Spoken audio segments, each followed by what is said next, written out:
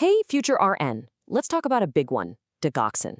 You are absolutely going to see this on the NCLEX. They love to ask about toxicity, that super narrow therapeutic range, and of course, heart failure and AFib. So today, we're going to break down everything you need to know to spot those problems a mile away. Welcome to ClearPath NCLEX. We're all about giving you that high-yield info you need to pass on your first try. And trust me, questions about Digoxin's red flags, they show up all the time. But don't even worry about it. We're going to make it super clear so you can walk into that exam feeling totally confident. You've absolutely got this. All right, so first things first, what exactly is Digoxin? It's what we call a cardiac glycoside, and it basically has two main jobs, and they're super important. Job number one, it makes the heart squeeze harder. Think of it like giving the heart muscle a little power up. We call that a positive inotropic effect. Job number two, it slows the heart rate down. So a stronger squeeze, but a slower, more controlled beat. That's the whole game right there. So you might be wondering, how does it pull that off? Well, it's pretty cool actually. It all comes down to what's happening at a tiny cellular level. Digoxin's first move is to block something called the sodium-potassium pump. Just picture this little pump on every single heart muscle cell. Digoxin comes along and just puts a stop to it. And that one little action kicks off a whole chain reaction.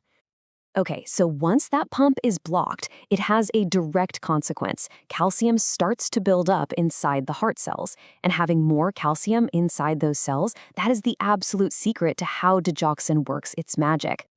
And here's the big payoff. All that extra calcium floating around directly causes a much stronger, more powerful squeeze from the heart muscle. At the very same time, it slows down the electrical signals that tell the heart when to beat. So what do you get? Exactly what we said at the beginning, a stronger squeeze and a slower, more efficient heart rate. See how it all connects? So when would a patient actually need this? Well, there are two main reasons you'll see it prescribed. The first is heart failure. For a heart that's weak and struggling, that stronger squeeze helps it pump blood way more effectively. The second is for atrial fibrillation, or AFib. In that case, the heart is beating way too fast and totally irregularly, so that slowing effect is exactly what we need to get things under control. Okay, listen up, because this next part is huge for the NCLEX.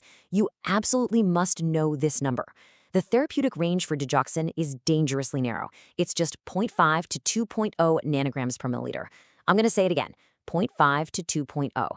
Anything, and I mean anything, over 2.0 is considered toxic. So please, burn that number into your brain. And speaking of toxic, you have to know what to look for. The first warning signs are often in the gut, things like nausea, vomiting, maybe the patient just loses their appetite. But the classic telltale sign that the NCLEX absolutely loves to ask about, it's vision changes. Specifically, patients complaining about seeing yellow-green halos around lights. If you see that in a question, your alarm bells should be ringing. Also, watch out for a super slow heart rate, that's bradycardia, or any new onset confusion. Because that therapeutic window is so tiny, we have to monitor our patients like a hawk. Now, we're watching a few things, but number one on that list, and this is a huge safety point, is the patient's potassium level. Here's why, and you need to understand this connection. Potassium and Digoxin are basically rivals. They compete for the exact same spots on that cellular pump we talked about earlier. So if a patient's potassium is low, we call that hypokalemia, there are more empty spots for Digoxin to latch onto. This makes the drug's effect way stronger and can easily push them into toxicity. It's a critical relationship. Of course, we also have to check that apical pulse before every single dose and keep a close eye on their kidney function, since the kidneys are what clear the drug from the body. So what if things go really wrong and a patient becomes severely toxic? Is there a fix? Yes, there is. The antidote, and you've got to know this name, is Digibind. It's pretty straightforward. It just goes into the bloodstream, grabs onto the Digoxin molecules, and helps the body get rid of them to reverse those life-threatening effects. Okay, so this brings us to what we need to teach our patients. This is super high yield for the NCLEX. The absolute number one thing is teaching them how to check their own pulse. Specifically, their apical pulse for 1 full minute before they take their medicine. And what's the golden rule? If that pulse is less than 60 beats per minute, they need to hold the dose and call their doctor. No exceptions. We also need to drill into them that they have to report any of those early toxicity signs, the nausea, the weird vision stuff, immediately. All right, you have all the key info now, so let's see how well it's sticking with a quick practice drill. I'm going to read a question, just pause and give it a think, and then we'll go over the answer together. You've got this. Okay, question number 1. What is the therapeutic serum level for a client taking digoxin? And the answer is zero point 0.5 to 2.0 nanograms per milliliter. Remember, anything over 2.0 is toxic territory. Question 2. A client reports seeing yellow-green halos around lights. The nurse should suspect this as a classic sign of what condition? You got it. That is a textbook sign of digoxin toxicity. Those visual changes are a major red flag. Okay, number 3. A client on digoxin has a potassium level of 3.1 millimoles per liter. This puts the client at an increased risk for what complication? The answer is, once again, digoxin toxicity. Why? Because that low potassium level, hypokalemia, makes the heart extra sensitive to the drug. Question 4. Before administering a scheduled dose of digoxin, which assessment is the nurse's priority?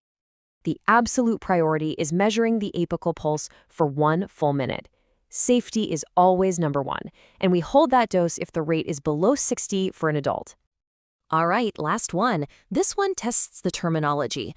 Which of the following is a positive inotropic effect of digoxin? The answer is increased myocardial contractility. Remember, positive inotrope is just a fancy way of saying it makes the heart muscle squeeze with more force. You did an awesome job with those questions. So let's wrap it up. Here is your final cheat sheet with all the must-know info in one place. Seriously, pause and take a screenshot of this. Digoxin really is a predictable topic on the NCLEX. If you can master these key points, you're going to feel so good when you see these questions pop up.